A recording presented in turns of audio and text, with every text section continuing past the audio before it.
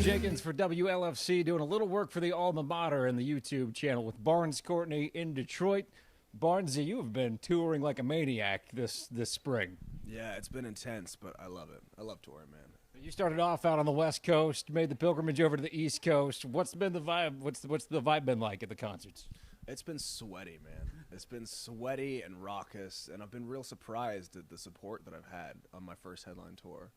Well, a lot of people starting to show up to these shows, and a lot of people singing word for word with every one of your songs. And as an up-and-comer, that's got to feel great. Yeah, well, especially the singles and the EP. It's just really nice to see that people have listened to the music and then have taken the time to listen to the lyrics as well.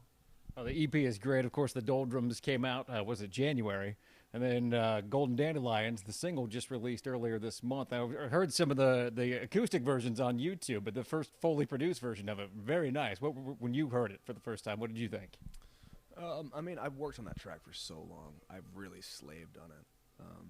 I did the first version like over 3 years ago, and I was going to leave it off the record because it just sounded like this real like dancey 2006 sort of pop anthem.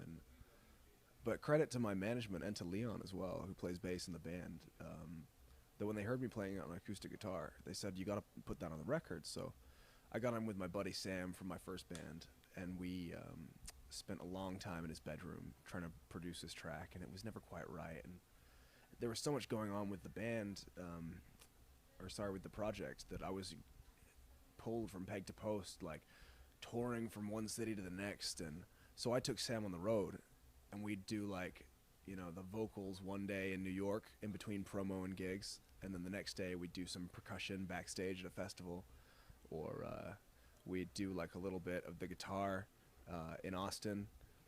And eventually we got it pretty close, but it still wasn't quite right. So I spent some time with my buddy Ollie in London, and this is like version 20.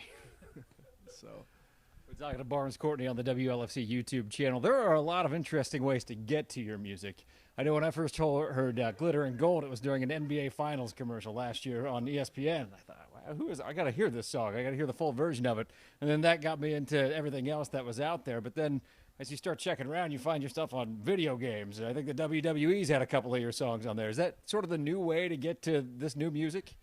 yeah, I think that sync TV and movies is becoming increasingly important in breaking artists, especially when you consider that people are not as focused as they once were.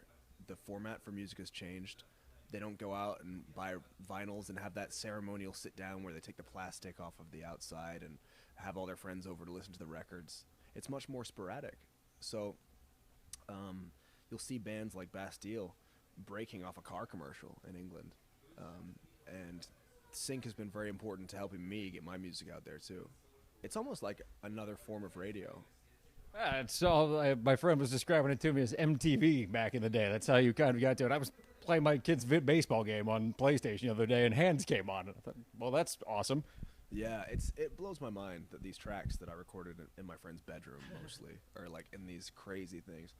It's hard to catch up because I've been struggling for like 10 years trying to make things happen, and now all of a sudden everything's all go, and it sets you on the back foot a little bit. You kind of look at it all and you think like, oh my God, is this really happening?